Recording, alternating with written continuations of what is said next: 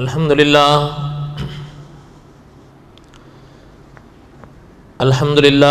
نحمده ونستعینه ونستغفره ونؤمن به ونتوکل علیہ ونعوذ باللہ من شرور انفسنا ومن سیئات اعمالنا من يهده الله فلا مضل له ومن يضلله فلا هادي له ونشهد أن لا إله إلا الله وحده لا شريك له ونشهد أن سيدنا وسندنا ومولانا محمدا عبده ورسوله أما بعد أعوذ بالله من الشيطان الرجيم بسم الله الرحمن الرحيم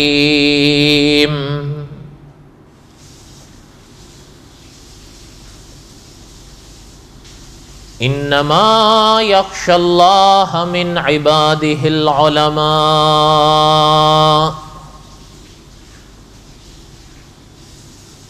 وقال الله تعالى في مقام آخر قل إن كنتم تحبون الله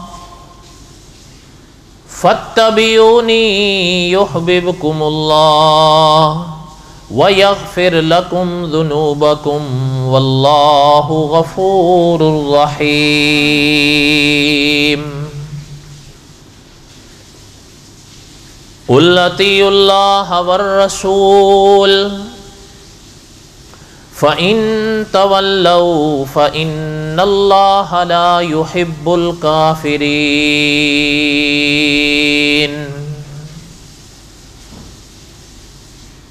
وقال النبي صلى الله عليه وسلم العلماء ورثة الأنبياء وقال النبي صلى الله عليه وسلم من يرد الله به خيرا يفقهه في الدين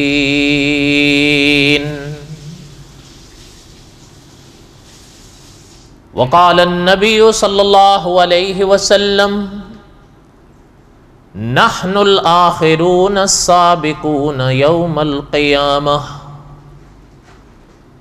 صدق الله العظيم وصدق رسوله النبي الكريم ونحن على ذلك لمن الشاهدين والشاكرين والحامدين والحمد لله رب العالمين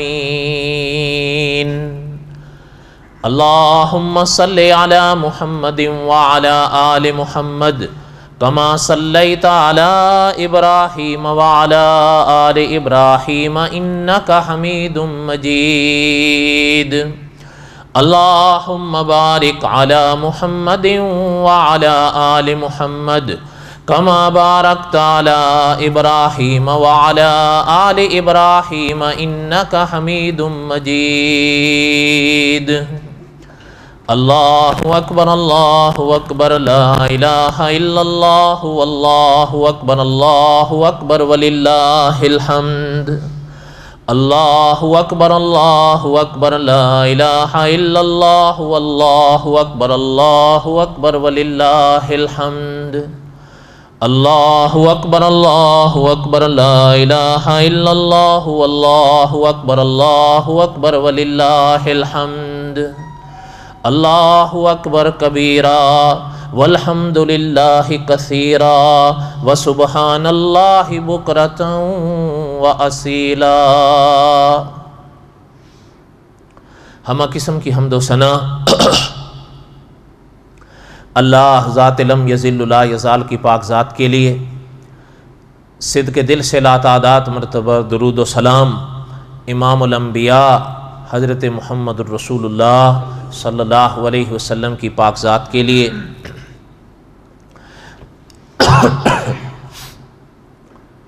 ماہ رمضان خیر سے پورا ہوا الحمدللہ، اور دعا ہے اللہ تعالیٰ ہر روزے دار کے روزے کو قبول فرمائیں، ہر عبادت گزار کی عبادت کو قبول فرمائیں، اور اللہ تعالیٰ آئندہ بھی یہ لمحات نصیب فرمائیں۔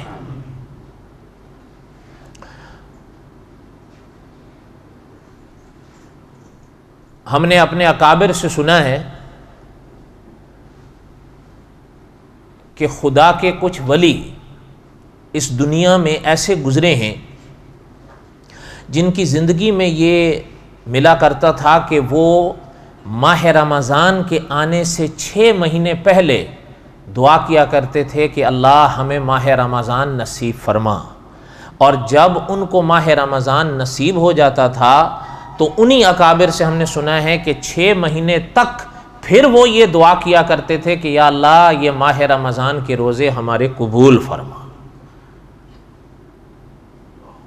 تو بہرحال ان کے دلوں میں ان چیزوں کی اہمیت تھی۔ ہم یہ مواقع پاتے بھی ہیں نا، تو چونکہ ہمارے ایمان اتنے مضبوط نہیں ہیں، اس لیے ہمارے ہاں ان چیزوں کی اہمیت بھی اتنی ہی نہیں ہے۔ جس دن یہ آنکھیں بند ہوں گی اس دن اہمیت بھی جاگ اٹھے گی، لیکن پھر وہ اعمال ہم کرنا بھی چاہیں گے، اور اگر ہمیں موقع مل بھی جائے گا تو ان کی وہ قیمت نہیں ہوگی، اس لیے کہ یہ آنکھیں بند ہونے سے پہلے پہلے اعمال کی قیمت ہے اللہ کی درگاہ میں۔ جب یہ آنکھیں بند ہو گئیں اس کے بعد تو ہم یہی چاہیں گے کہ بس اب سجدے میں پڑے رہیں، لیکن اللہ کی درگاہ میں پھر اس کی قیمت نہیں ہے۔ اس لیے دعا کیا کرو کہ ہم اپنا تھے نا، اللہ تعالیٰ رحم فرمائیں، شیخ الحدیث مولانا عبدالحق صاحب رحمۃ اللہ علیہ، اکوڑا خٹک والے، مولانا سمیع الحق رحمۃ اللہ علیہ کے جو والد محترم تھے، حضرت فرمایا کرتے تھے کہ ایک ہے کسی عمل کی توفیق ہونا، ایک ہے اس عمل کی قبولیت پانا۔ حضرت فرماتے تھے کسی عمل کی توفیق ہو جائے الحمدللہ، لیکن اس کے بعد حضرت فرماتے تھے اگر وہ عمل کر لو اور توفیق ہو جائے پھر دعا بھی کیا کرو کہ یا اللہ آپ نے توفیق بخشی، یہ عمل کر لیا، اب آپ اپنے کرم سے اس کو قبول بھی فرما لیں۔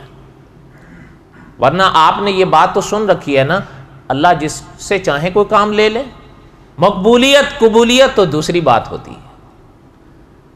تو بہرحال دعا ہے کہ اللہ تعالیٰ پوری امت کے روزوں کو، عبادتوں کو قبول فرمائیں، اور جو حادثہ ہوا آپ کے ملک میں چند دن پہلے بالکل عین شام کے وقت جہاز کا، دعا کریں جو اس دنیا میں چلے گئے اللہ تعالیٰ ان کی مغفرت فرمائیں، اور جو پسماندگان رہ گئے اللہ تعالیٰ ان کو صبر جمیل کی توفیق نصیب فرمائیں۔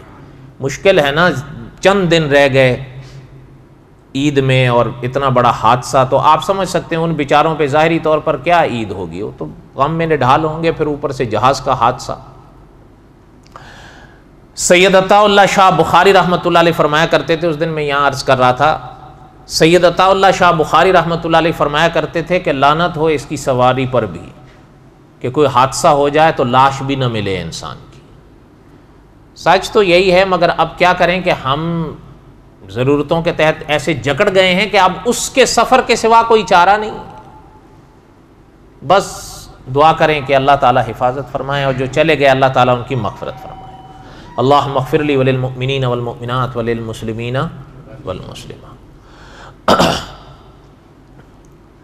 آج عید الفطر کا دن ہے، اور عید الفطر کے دن میں گزشتہ چند مواقع سے امام بخاری رحمۃ اللہ علیہ پہ چند باتیں عرض کیا کرتا تھا، مجھے یاد نہیں 2 بار کی 3 بار کی، بہرحال جو بھی کی۔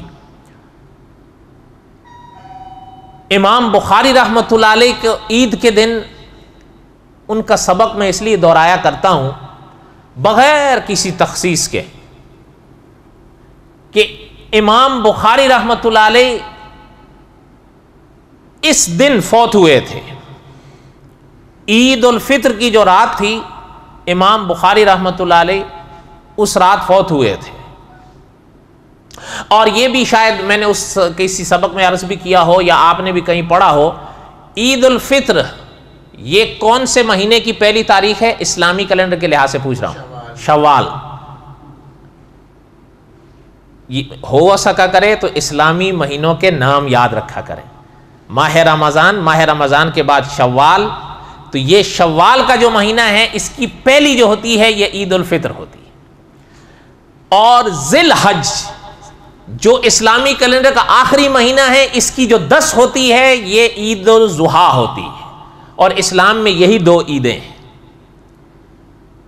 اور کوئی عید، یہ 2 عیدیں ہیں جو آپ صلی اللہ علیہ وسلم کی پاک زندگی میں ہوئیں اور صحابہ کے زندگی میں رہیں. صحابہ نے حضور سے پائیں، حضور کو کرتے عبادات اعمال دیکھا اور وہی امت میں چل کے آئی ہیں. اور فی الحقیقت یہی 2 عیدیں ہیں، ایک عید الفطر اور ایک عید الاضحیٰ. یہ اسلامی اصطلاح ہے، یہ لفظ کسی اور جگہ پہ مت لگا دیا کیجیے. باقی جو نہیں مانتے ان کو چھوڑیں. جو بات عرض کر رہا تھا کہ اکابر نے لکھا ہے کہ شوال ہی کے مہینے میں امام بخاری پیدا ہوئے تھے اور اسی کی رات کو، پہلی رات کو ہی وہ فوت بھی ہوئے. اور امام بخاری رحمۃ اللہ علیہ آپ صلی اللہ علیہ وسلم کی امت میں یہ وہ شخصیت گزری ہے، یعنی آپ اندازہ لگا لیں کہ یہ 3ری صدی کی شخصیت ہے. ابھی آپ اور ہم کون سی صدی سے گزرے ہیں؟ 15ویں. یہ 3ری صدی کی شخصیت ہیں. کتنے 100 سال ہو گئے. لیکن آپ دیکھیں آج بھی امام بخاری رحمت اللہ علیہ کا نام ویسے ہی جگمگا رہا ہے. اور آج بھی کتنے علماء مورخین ہیں جو حضرت کا نام لکھنے سے پہلے لکھتے ہیں کہ امیر المؤمنین فی الحدیث، حدیث میں بادشاہ. اصل میں ہمارے مورخ اسلام فرمایا کرتے تھے کہ اللہ کی شان ہے نا، دھیان ہے میری طرف، ذرا غور سے 1-2 باتیں سنو. مورخ اسلام ابو ریحان رحمۃ اللہ علیہ فرمایا کرتے تھے اللہ کی شان ہے، اللہ نے حضور کو ممتاز شان بخشی ہے. اس میں 2 رائے نہیں ہے. مجھ سے بہتر وہ صورت آپ کو یاد ہے، الم نشرح لک صدرک ووضعنا عنک وزرک الذی انقض ظہرک. آگے کیا ہے؟ ورفعنا. وہ جب یہاں تشریف لائے تھے تو اس ایک آیت پہ پورا درس دیا تھا، ورفعنا لک ذکرک. وہ فرمایا کرتے تھے کہ اللہ نے حضور کو ممتاز شان بخشی ہے. اس میں کوئی شک نہیں ہے. شاید آپ کو یاد ہوگا، دیکھیں میں آپ کے ساتھ آج کروں گا باتیں، میں بھی تھکا ہوا ہوں اور آپ بھی 30 روزے رکھ کے تھکے ہوئے ہیں، اس لیے آج سے باتیں سنیں. آپ کے دیش میں ایک شہر ہے نا ملتان، اولیاء کا شہر ہے. یہ بڑی بڑی ہستیاں تھیں، بڑی بڑی ہستیاں ہیں. میں اور آپ نہ جانیں الگ بات. وہاں ایک شاعر گزرے ہیں، مدت ہو گئی، اسعد ملتانی مرحوم. انہوں نے ایک شعر لکھا ہے اور وہ شعر انہوں نے حضور کی شان میں لکھا ہے. اگر اس شعر کے الفاظ پہ آپ غور کریں، چھوٹا سا ہے لیکن اس شعر کا وزن دیکھیں. انہوں نے کیا لکھا حضور کی شان میں. میں نے پھر وہ مولانا ابو ریحان رحمۃ اللہ علیہ کے الفاظ کو ذرا پھر سے دوہرا لوں. حضرت فرماتے تھے حضور کو اللہ نے ممتاز شان بخشی ہے. ٹھیک ہے نا.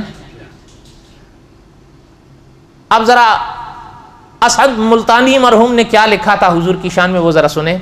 انہوں نے لکھا تھا کہ ان کا آستاں اونچا ہے اتنا کہ یہ سر جھک کر بھی اونچا ہی رہے گا. آپ کے میرے لیول سے ذرا یہ اوپر کا شعر ہے، تبھی جہاں بیٹھے ہو وہیں کہ وہیں جمے ہوئے ہو. سمجھ ہی نہیں آیا ہے آپ کو کہ انہوں نے کیا کہا ہے. انہوں نے کیا لکھا ہے کہ ان کا آستاں اونچا ہے اتنا کہ یہ سر جھک کر بھی اونچا ہی رہے گا.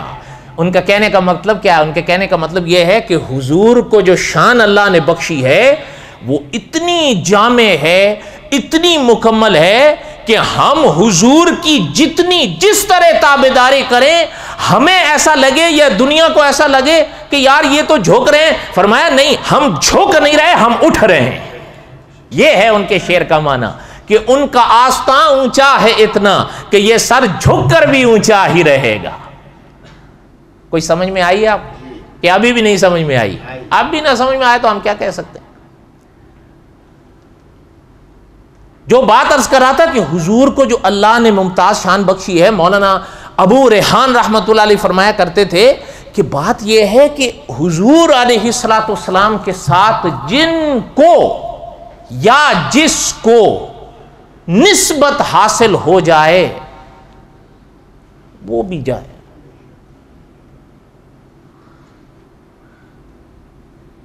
ایک بات یاد آئی مجھے، ربط ہے یا نہیں لیکن یاد آئی، سن لیں ذرا غور کیجیے گا۔ ایک لفظ ہوتا ہے نسبت، نسبت کا معنی سمجھتے ہیں آپ؟ میں معنی تھوڑی سی اس کے لیے کر رہا ہوں، بات ذہن کے قریب لانے کے لیے۔ ہندوستان ملک ہے نا، پاکستان ملک ہے نا، افغانستان ملک ہے نا۔ اچھا، اب ہندوستانی اور افغانستانی یہ تینوں کیا ہیں؟ بات کو سمجھ لینا آپ، الفاظ پہ غور کیا کریں تو بات سمجھ میں آ جائے گی۔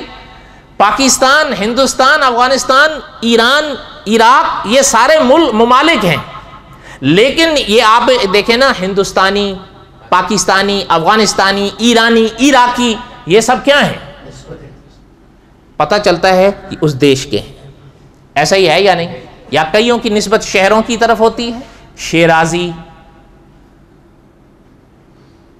مختلف اروپی، دہلوی، بھوپالی، یہ ساری نسبتیں تو ہیں لیکن شہروں کی طرف ہیں۔ اچھا، اب ذرا تھوڑا سا غور کریں، مکی کدھر نسبت ہے؟ مدنی، ٹھیک ہے، سمجھ رہے بات؟ اب ذرا سمجھیے گا، آپ اور ہم حضور کی امت ہیں یا حضور کے صحابہ ہیں؟ سوچ کے بتائیے، حضور کے صحابہ تو نہیں ہیں۔ پہلی میں دو رائے نہیں تو اس میں بھی دو رائے نہیں، آپ اور ہم حضور کی امت ہیں لیکن حضور کے صحابہ، حضور کے صحابہ، صحابی، جب یہ نسبت جوڑے گی صحابہ کی نسبت کدھر جائے گی؟ حضور کی طرف جائے گی نا۔ اب میں آپ سے پوچھتا ہوں کہ جب یہ ساری نسبتیں ہیں، احترام کے قابل ہیں، تو جب صحابہ کی نسبت حضور کی طرف ہوگی تو پھر صحابہ کی شان کا کوئی ٹھکانہ رہے گا؟ یہ آپ خود سوچیں۔ اس مسئلے کو مولانا عبدالشکور لکھنوی رحمۃ اللہ علیہ نے سمجھایا ہے۔ مولانا عبدالشکور لکھنوی رحمۃ اللہ علیہ آپ کو پتا ہے کون تھے؟ قریب 90 سال ہو رہے ہیں، اگر کوئی غلطی ہوگی تو میری طرف سے، اس دنیا سے گئے ہوئے۔ آپ نے ایک نام سنا ہوگا، آپ کے دیش میں ممتاز نام تھا، وہ ممتاز نام ہے، اور اہل سنت کے دائروں میں وہ ہمیشہ ممتاز رہے گا، جنہیں دنیا مولانا حق نواز جھنگوی کہتی ہے۔ صحیح ہے یا غلط ہے؟ بولو، بڑے ڈھیلے بولتے ہو یار۔ روزہ تو نہیں ہے آج آپ میں سے کسی کا؟ سچ سچ بتاؤ، آج روزہ تو نہیں ہے؟ مولانا حق نواز جھنگوی مرحوم، ان کے استاد تھے مولانا عبدالستار تونسوی رحمۃ اللہ علیہ، فوت ہو گئے وہ بھی۔ مولانا حق نواز جھنگوی مرحوم کے استاد کون تھے؟ مولانا عبدالستار، یہ مولانا عبدالستار تونسوی یہ آپ کے بڑے حضرت کے بھی استاد رہے ہیں۔ اب آگے سنیں، جو مولانا عبدالشکور لکھنوی تھے نا، یہ مولانا عبدالستار تونسوی کے استاد تھے۔ اب سمجھ آئی بات یا ابھی بھی نہیں آئی؟ یار آپ لوگوں کو بات سمجھانا بڑا مشکل ہے سچ سے، اوف او۔ پتہ اس کی وجہ کیا ہے؟ یہ آسان تقریریں سن سن کے یہ آپ کا نتیجہ ہوا ہے۔ آج ہر آدمی مشکل تقریر سے بھاگتا ہے، کیوں؟ مشکل تقریر کے لیے اس کو ذہن حاضر رکھنا پڑتا ہے۔ اور میں اور آپ، معاف کیجئے گا اس میں میں بھی ہوں آپ بھی ہیں، میں اور آپ پابندی سے بھاگنے والے لوگ ہیں. ہم کسی چیز کی بھی پابندی کرنے سے مرتے ہیں. آپ کسی چیز کی پابندی لگا دو. مدرسہ بند تھا نا حکومت کی طرف سے 1.5 مہینہ، سارے ہم جا کے رہیں گے. آپ نے وہ سنا تھا، پتہ نہیں سنا ہے کہ نہیں، انہوں نے تو ضرور سنا ہوگا، مٹا دیں گے. نہیں سنا؟ مٹا دو. اللہ کے بندے کیا مٹا دو گے؟ وہ تم پیپسی نہیں بنا، مٹا کیا دو گے تم؟ اچھا جب مسجد مدارس کھل گئے ہیں اس کے بعد ہم 8-10 تھے جو تراویح پڑھتے رہے پورے 15 دن. اصل وہ کیا تھی آپ بتاؤ؟ کیا یہ للہ فلہ کر رہے تھے مٹا دیں گے، للہ فلہ کر رہے تھے؟ جو باقی 15 دن حکومت نے پابندی ہٹائی تب کہاں جا کے سو گئے تھے؟ مسئلہ کیا تھا؟ وہ جو پابندی لگی ہوئی تھی وہ برداشت نہیں ہو رہی تھی. اور آپ اور ہم ہر چیز سے پابندیوں سے بھاگتے ہیں. خود ہمارے ایک صاحب تھے جاننے والے، وہ بہرحال جیسے بھی تھے اس کی بات دھیان کے قابل تھی. وہ مجھے کہنے لگے کہ یار ایک بات ہے، روزہ رکھنا ہمیں پتہ ہے، کہتا ہے ہم بغیر روزے کے نا سارا دن بھوکے پیاسے بھی رہ لیں ہم نہیں پرواہ کرتے.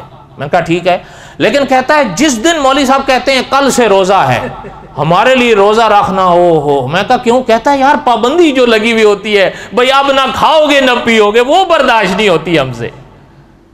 اس کی بات صحیح تھی یا غلط تھی؟ کیا خیال؟ یہ کبھی اگر آپ کو تجربہ کرنا ہو نا حاجیوں پر کیا کرو.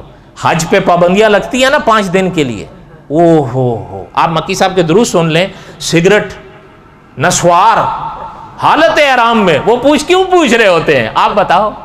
اچھا جب ہم لوگ تھے کچھ نظارے ہم نے کیے وہاں پر احرام باندھنے سے پہلے. اب اعلان ہو گیا بھئی احرام باندھنا ہے، مینا جانا ہے، تو تیاری پکڑ لے ہوئے تو کچھ کو دیکھا وہ کیا کر رہے ہو؟ یہ کہتا ہے جی ابھی پابندی لگنے والی ہے، کوشش کر رہے ہیں کم سے کم وقت میں زیادہ سے زیادہ کھینچ لیں.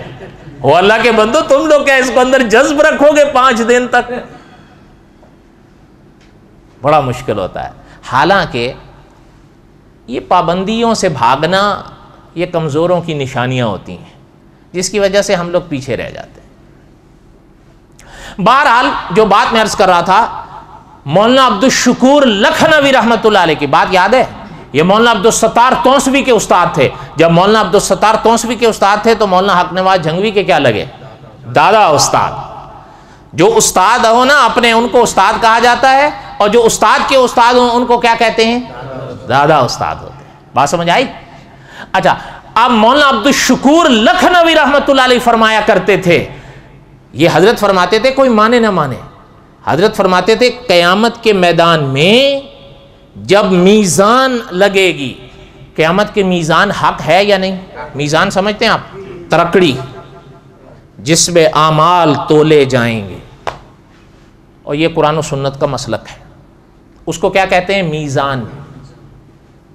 حضرت نے لکھا ہے یہ جملہ، اگر آپ یاد رکھ سکو، بلکہ اگر آپ میں سے کوئی دوست اچھا لکھنا جانتے ہو تو اگر مولانا کا یہ جملے نقل کریں، آنکھیں بند کر کے میرے حوالے سے نقل کر دیں، اگر حوالہ جانے میں جانوں، اگر یہ جملے آگے پہنچا سکیں آپ کہ مولانا عبدالشکور لکھنوی رحمۃ اللہ علیہ نے فرمایا، حضرت فرماتے تھے کہ قیامت کے میدان میں میزان پر جب انسانیت کے اعمال تلیں گے، صحابہ کی محمد الرسول اللہ سے نسبت تلے گی. نہیں سمجھ آئی آپ لوگ؟ اصل نسبت تلے گی. یہ جملہ یاد رہے گا، آپ کے ہمارے اعمال تلیں گے، صحابہ کی. اس سے صحابہ کی شان کو سمجھیں. اب آئیے مولانا ابو ریحان رحمۃ اللہ علیہ جو فرماتے تھے کہ حضور کو اللہ نے وہ شان بخشی ہے کہ اتنی ممتاز شان ہے کہ جس شے کی حضور کی طرف نسبت ہو جائے اس کی بھی شان کا پھر کیا کہنا، کہ ان کا آستانہ اونچا ہے اتنا کہ یہ سر جھک کر بھی اونچا ہی رہے گا. اس لیے امام بخاری رحمۃ اللہ علیہ جس حوالے سے میں بات عرض کر رہا تھا کہ یہ حضور کی شان ہے. اگر آپ غور کریں کہ امام بخاری رحمۃ اللہ علیہ کا نام اگر آج 15 صدیوں کے بعد بھی ویسے کا ویسا چمک رہا ہے تو کوئی حیرانگی کی بات نہیں، اس لیے کہ حضرت کے القاب میں یہ لقب ہے کہ امیر المؤمنین فی الحدیث، حدیث میں بادشاہ. حدیثیں کن کی بات کو کہتے ہیں؟ حضور صلی اللہ علیہ وسلم کی باتوں کو حدیث کہا جاتا ہے۔ امام بخاری رحمۃ اللہ علیہ نے ساری زندگی اپنی حضور کی احادیث کی خدمت کی ہے، ساری زندگی۔ آج میرے اور آپ کے پاس جو بخاری شریف کا خزانہ ہے نا، ہم تو لے کے رکھ لیں لیکن ہمیں قدر نہیں ہوتی۔ اس کی وجہ یہ ہے محنت انہوں نے کی، ہم نے وہ محنت نہیں کی، تو شاید وہ قدر والی بھی بات نہیں ہوتی۔ امام بخاری رحمۃ اللہ علیہ کے حدیث شریف جو آپ صلی اللہ علیہ وسلم کی احادیث طیبہ کی خدمت کی ہے، آپ حیران ہوں گے کہ ان پاک اوراق میں حضور کی پاک احادیث لکھنے سے پہلے امام بخاری رحمۃ اللہ علیہ کا غسل کرنا، 2 رکعتیں ادا کرنا کہ اللہ میں آپ کے رسول صلی اللہ علیہ وسلم کا فرمان لکھنے جا رہا ہوں، پھر لکھتے تھے۔ اس لیے ان کو جو امیر المؤمنین فی الحدیث کہلائے ہیں، تو انہوں نے جو حضور علیہ الصلوۃ والسلام کی فرامین پر جو جان نثار کی ہے، تو اللہ نے نسبت حضور کی باتوں کی طرف ہوئی نا، ہوئی یا نہیں ہوئی؟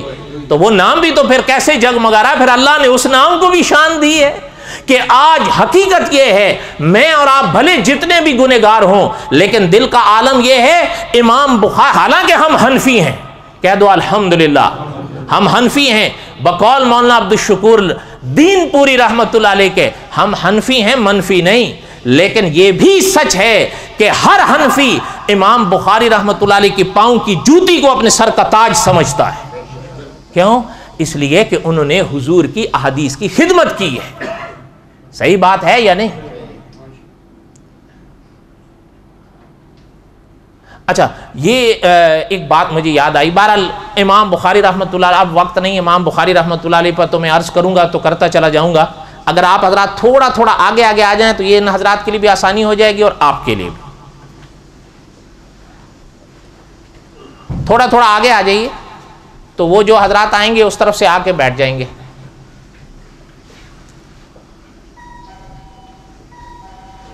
ان سے کہیں اس طرف سے آ جائیں، وہاں راستہ بند ہے، اس طرف سے آ جائیں، یہاں جگہ تو ہے، کیوں رکے ہوئے ہیں اس طرف؟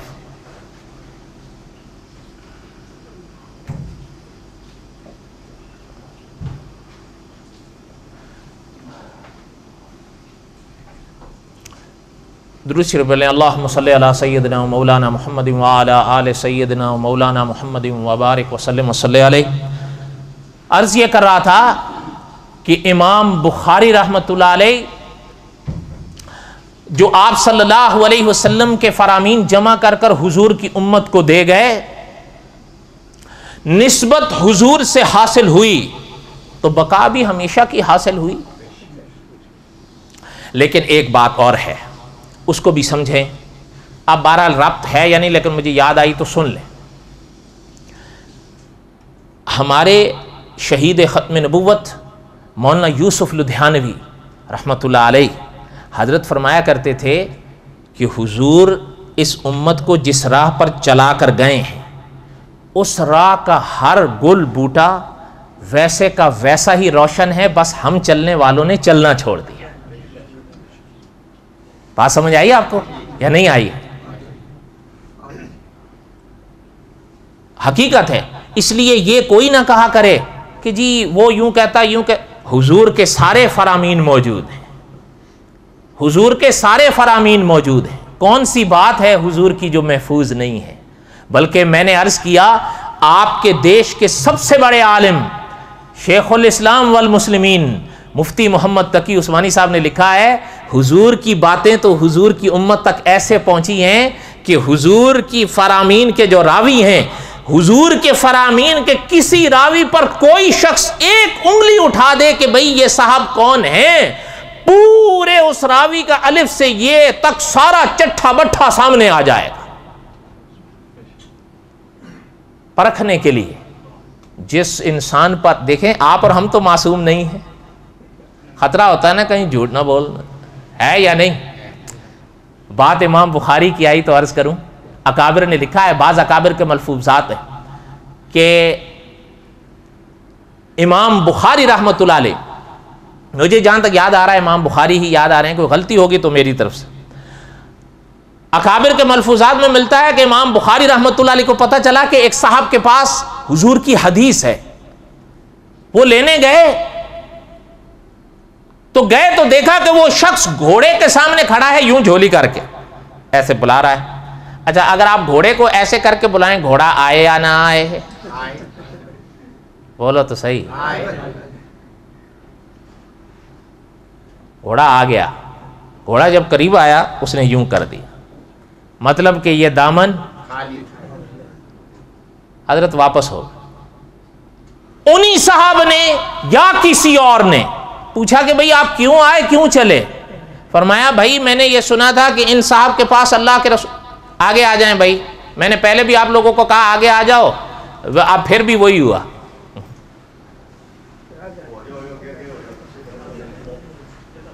آگے آ جائیں، نکلتے وقت تو دروازہ یہ بھی، یہاں سے بھی نکل جائیں گے آپ لوگ۔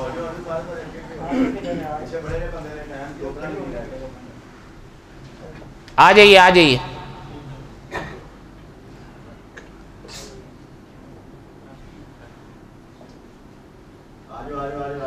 نکلتے وقت یہاں سے بھی نکل جائیں گے، کوئی مسئلہ نہیں، اور انشاءاللہ جب صفحے بنیں گی تو جگہ بھی بن جائے۔ اللہ اکبر اللہ اکبر لا الہ الا اللہ واللہ اکبر اللہ اکبر وللہ الحمد۔ ادھر کونے میں بھی کافی جگہ ہے، اس طرف بھی۔ اور کیا کہہ رہا تھا میں؟ ہاں، انہوں نے وہ دامن چھوڑ دیا۔ انہی صاحب نے یا کسی اور نے پوچھا کہ بھئی آپ تشریف لائے اور جا، فرمایا بھئی پتہ یہ چلا تھا کہ ان کے پاس اللہ کے رسول کا ایک فرمان ہے، ہم نے سوچا ان سے سن لیں، لکھ لیں، یاد کر لیں، حضور کی امت کو بتا دیں۔ حضرت کا ارادہ صحیح تھا غلط تھا؟ لیکن فرمایا اب نہیں لینا۔ کہ جی کیوں؟ فرمایا یہ انہوں نے ایسے کیا اور گھوڑا آیا یہی سمجھ کے کہ اندر دانا ہے، لیکن انہوں نے دامن چھٹک دیا اور دانا، مطلب یہ کہ جو شخص گھوڑے کو دھوکہ دے سکتا ہے، ممکن ہے وہ مجھ سے حدیث رسول بیان کرنے میں بھی دھوکہ کر جائے، اس لیے پھر نہیں، واپس چلے گئے۔ یہ آپ خود سو، پھر دنیا کیوں نہ کہے امیر المؤمنین فی الحدیث، لیکن بات یہ ہے کہ ہم پڑھتے نہیں ہیں۔ جس کا رونا میں نے جمعے کو بھی رہا، ہم نہ سیکھتے ہیں، نہ پڑھتے ہیں، نہ یاد کرتے ہیں۔ ایک آخری بات عرض کروں اگر ناراض نہ ہو، اتوار ہے، 5 منٹ دے دیں گے مجھے؟ 10 منٹ نہیں، پھر ناراض، ویسے 10 منٹ ہو ہی جائیں گے۔ یہ امام بخاری رحمۃ اللہ علیہ کے حوالے سے تو باتیں چلتی رہیں گی انشاءاللہ، یہ سلسلے تو چلتے رہیں گے انشاءاللہ۔ کئی باتیں ہیں جو عرض کرنی ہے، خاص کر جو میں نے حمد و ثنا کے موقع پہ حدیث پڑھی تھی نا، امام بخاری رحمۃ اللہ علیہ کے، آپ صلی اللہ علیہ وسلم کا فرمان لکھے ہیں بخاری شریف میں کہ حضور نے فرمایا تھا کہ نحن الآخرون السابقون یوم القیامہ۔ عجیب انداز ہے، امام بخاری نے یہ حضور کا فرمان بخاری شریف میں بار بار لائے ہیں، بار بار لائے ہیں، بار بار لائے ہیں۔ کہیں آپ مضمون پڑھ رہے ہوں گے، بیچ میں یہ جملہ آئے گا، کئی مضمون آگے چلے گا، پیچھے یہ مضمون لگا ہوا ہوگا۔ ممکن ہے یہ پڑھیں تو یہ تو کہہ دیں گے امام بخاری نے ربط کیوں نہیں قائم رکھا، یہ تو پہلے کہیں گے، اور کئیوں نے کی بھی ہے، وہ پریشان ہوئے ہیں کہ یار بات کچھ اور چل رہی تو بیچ میں نحن الآخرون السابقون یوم القیامہ، یہ کیا ہے؟ میں سوچا تھا اس پر بات کروں گا، لیکن چلیں وہ اللہ نے زندگی دی تو آئندہ سال کریں گے انشاءاللہ۔ جو بات عرض کر رہا تھا کہ جو میں آپ کو قصہ سنانے جا رہا تھا، وہ حالانکہ بس ایک ریشم میں ٹاٹ کا پیوند آپ سمجھیے۔ ایک دن میں سفر کا، میں اس سے مجھے احساس ہوا، لیکن یہ چیز بھی ایسی نہیں، واقعہ جو چیز قصص الانبیاء نے لکھی ہے، اب یہ دیکھو، یہ ان کو پتہ ہے اچھی طرح نماز کا یہ وقت ہے، لیکن بچتا رہے گا۔ کیا بات کر رہا تھا میں؟ کہ صاحب قصص الانبیاء نے جو بات لکھی ہے نا، وہ واقعہ آنکھوں سے دیکھی تھی۔ صاحب قصص الانبیاء نے لکھا ہے کہ ہمیں دنیا میں سفر کرنے کا اتفاق ہوتا ہے، آپ کو بھی ہوتا ہوگا، ہمیں بھی۔ انہوں نے لکھا ہے کہ ہم نے جہازوں میں، ریلوں میں، بسوں میں ان لوگوں کو دیکھا ہے، ان سے مراد آپ یورپ والے بھی لے سکتے ہیں، آسٹریلیا والے بھی، یہ بھی لے سکتے ہیں، کہ ان میں ہم نے کئی لوگوں کو دیکھا ہے، وہ جہاز میں، ریل میں بیٹھے ہوئے بھی ہوں تو اسٹڈی بھی کر رہے ہوتے ہیں، کتابیں پڑھ رہے ہوتے ہیں، لکھ رہے ہوتے ہیں، پڑھ رہے ہوتے ہیں۔ لیکن انہوں نے لکھا ہے مجھے اپنا تجربہ آج تک اپنے والوں کے بارے میں نہیں ہوا،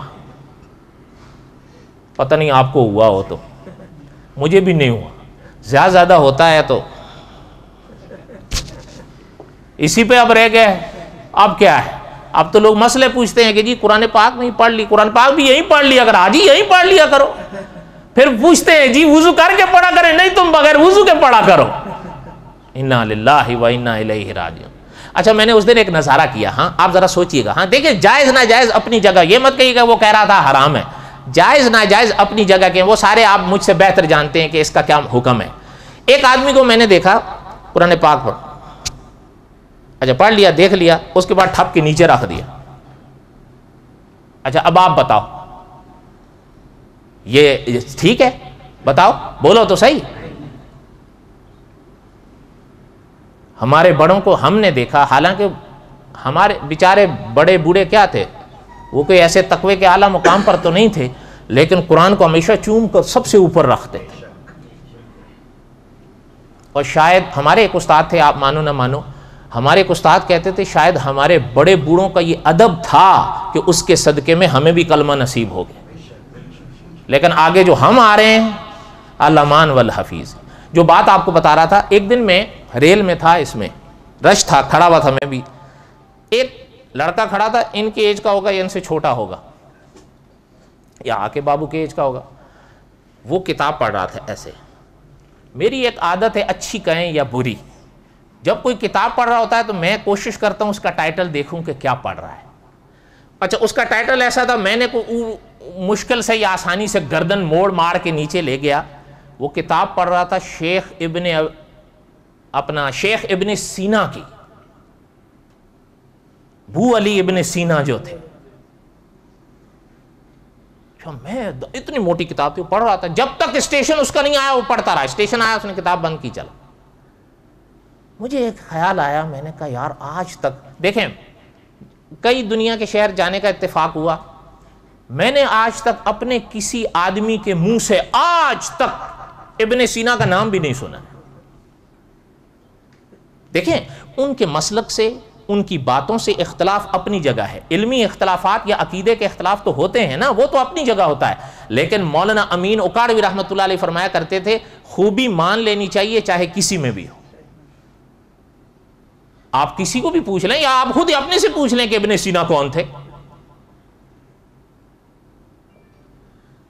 یہ دنیا ہے بابا، تحت الاسباب چلتی ہے، جو جتنا محنت کرے گا اتنا پھل پائے گا. یہ نہیں ہوگا کہ آپ اور ہم کلمہ پڑھ لیے تو سب کچھ ہمیں آ جائے گا، ایسا نہیں. مجھے ایک بات چھوٹی سی ہے، میں سنا دوں آپ کو، ابن سینا کی یاد آئی.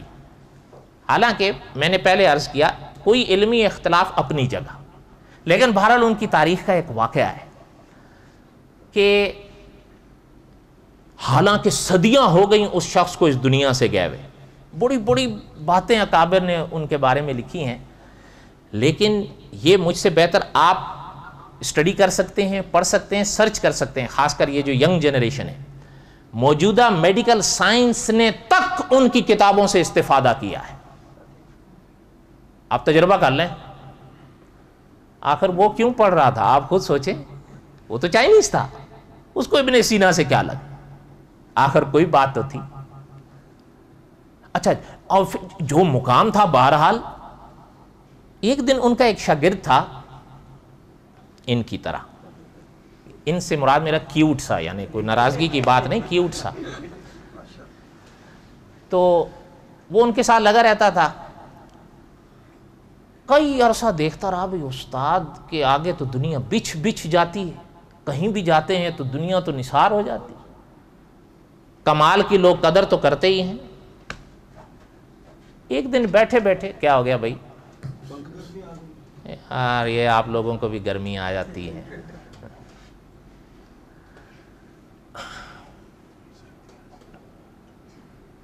وہ کہہ رہے ہیں سردی لگ رہی ہے، یہ کہہ رہے ہیں گرمی لگ رہی ہے. کیا کہہ رہا تھا میں؟ ہاں وہ جب شاگرد نے دیکھا کہ بھئی لوگ جو ہیں ہمارے استاد کے آگے تو دنیا نثار ہے.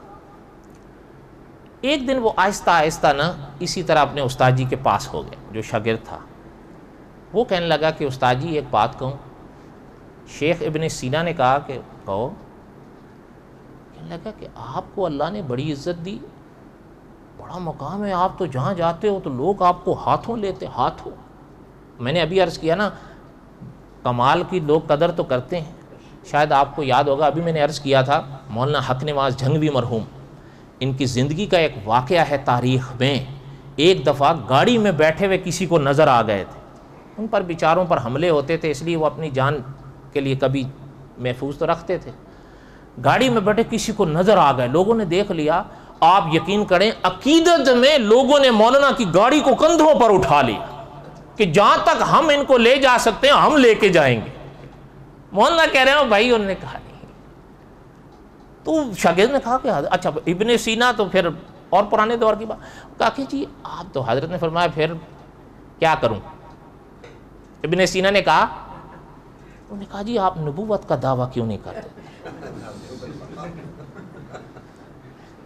میں کہا یہ شاگرد لے ڈوبا ہوا.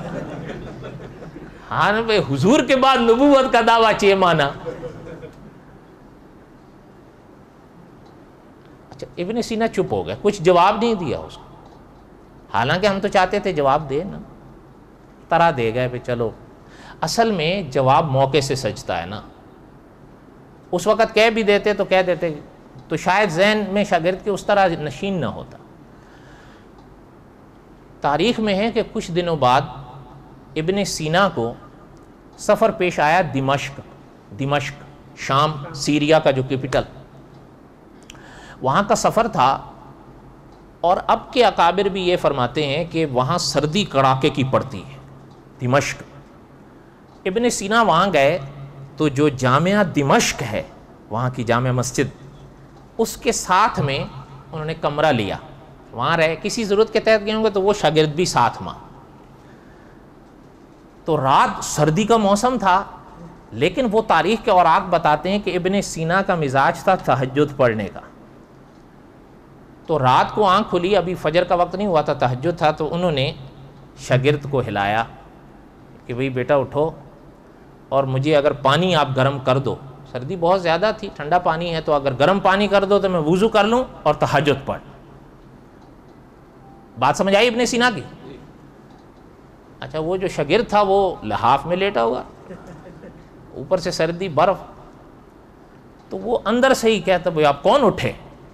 تو اندر سے ہی کہتا ہے نا، اس لحاف کے اندر سے ہی کہتا ہے استاد کو کہ حضرت سفر میں تو اللہ نے فرض بھی آدھے کر دیے ہیں، سنتیں جو ہیں وہ معاف کر دی ہیں، اور تہجد تو پہلے سے نفل ہے، وہ ہے ہی معاف. تو آج اگر آپ نہ پڑھو تو کوئی ایسے خسارے والی بات تو نہیں ہے، آج رہنے دو. شیخ ابن سینا نے سنا، خیر انہوں نے ہمت کی، خود ہی فارغ ہوئے. جب فارغ ہوئے، وہ تاریخ کے اوراق بتاتے ہیں کہ اتنے میں دمشق کی جامع مسجد سے فجر کی اذان ہوئی، اشہد ان محمد رسول اللہ. جب یہ جملہ آیا، ابن سینا کو اس کا وہ سوال یاد آیا. اچھا اذان پوری ہوئی نا، ابن سینا نے اس کو اٹھایا، اٹھ کے بیٹھا آنکھیں ملتے ہوئے. ابن سینا نے کہا کہ ایک بات بتاؤ، یہ کیا کہا تھا تم نے مجھے ابھی؟ کہ جی میں نے یہ کہا. ویسے اگر آپ ناراض نہ ہو، فقہ کے اصول کے تحت ان کے شاگرد کی بات غلط تھی؟ فقہ کے اصول کے تحت ان کے شاگرد کی بات کوئی غلط تو؟ ابن سینا نے کہا کہ وہ یاد ہے تم نے مجھ سے کچھ دن پہلے ایک بات کہی تھی کہ لوگ آپ کے آگے بچھ جاتے ہیں. تو میں نے کہا کہ کیا کروں؟ تو آپ نے کہا تھا آپ نبوت کا دعویٰ کیوں نہیں کرتے؟ کہ ہاں بالکل، کہ اس وقت تو موقع نہیں تھا اس سوال کے جواب کا، اب دیتا ہوں انشاءاللہ. ابن سینا کا جواب آئندہ سال، آئندہ سال نہیں، 9:11 ہو گئے ہیں.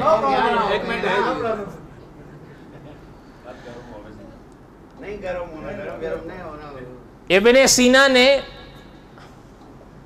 وہ تو میں آپ کا شوق جاننے کے لیے کر رہا تھا، ابن سینا نے ان سے کہا کہ وہ سوال یاد؟ ہاں جی یاد. اب ذرا اس کا جواب سنو. کہ جی کیا؟ کہ اگر میں نبوت کا دعویٰ کر دیتا تو میرے صدیق اکبر تو پھر تم ہی نے بننا تھا.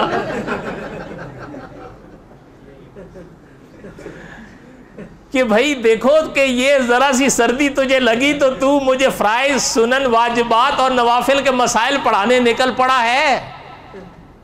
لیکن نبوت اس طاقت، اس قوت کا نام ہے کہ آج 6 صدیاں ہو گئی ہیں محمد الرسول اللہ کو اس دنیا سے پردہ فرمائے. ابن سینا کے زمانے سے کہہ رہا ہوں، یاد رکھیے گا. ابھی تو حضور کو اس دنیا سے پردہ فرمائے کتنا زمانہ ہوا؟ ابن سینا کے زمانے کے لحاظ کے کہ 6 صدیاں ہوئی ہیں حضور کو اس دنیا سے پردہ فرمائے. لیکن انہوں نے مدینے میں فرمایا تھا کہ جب صبح ہو تو فجر کے طلوع کے بعد، صبح صادق کے بعد کہنا ہے اشہد ان لا الہ اور اشہد ان محمد جب انہوں نے یہ فرمایا تو ان کی بات کی یہ قوت، ان کی بات کا یہ اثر دیکھو کہ 600 صدیوں کے بعد بھی اس مؤذن کو نہ دمشق کی سردی روک رہی ہے، نہ دمشق کی گرمی روک رہی ہے. وہ سردی کے موسم میں بیچارہ مینارے پہ چڑھ کے کہہ رہا ہے اشہد ان محمد الرسول اللہ. حضور کی باتوں کی تو یہ طاقت، یہ قوت ہے. اس لیے میں اگر نبوت کے دعوے کروں تو پھر میرا صدیق اکبر تو ہی ہو، جو رہائی کسر ہے وہ بھی ختم ہو جائے. صحیح بات ہے یا نہیں؟ خیر یہ ابن سینا کا واقعہ بس ایسے ہی مجھے یاد آیا، اور یہ پڑھا بھی تھا ہم نے سن 97 میں. مجھے اب بھی یاد ہے. کب؟ ابھی بیٹھے بس وہ ابن سینا کے اس واقعے سے مجھے یاد آ گیا تو یاد آ گیا. آپ نے کہیں سنا ہے پہلے؟ یہ ناراض نہیں ہونا، میں اپنی تعریف کے لیے نہیں کہہ رہا ہوں. اور یہ واقعہ تاریخ میں، یہ نہیں کہ میں کوئی گھڑنتو بتا رہا ہوں ابن سینا کا. اور یہ بات بتا دوں آپ کی تسلی کے لیے، اس واقعے پہ مہر آپ کے ملک کے سب سے بڑے عالم مفتی تقی عثمانی کی. وما علینا الا البلاغ المبین. تاخیر کے لیے معذرت، ناراض مت ہوئیے.